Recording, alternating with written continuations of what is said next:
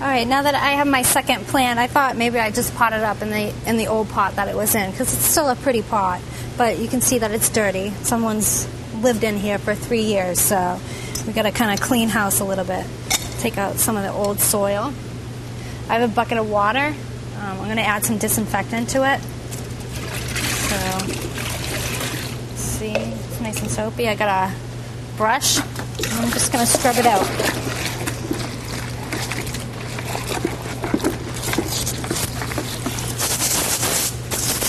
Inside and out.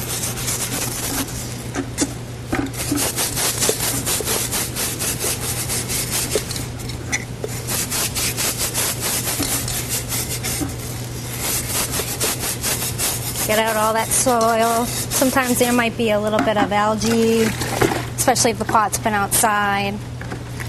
So,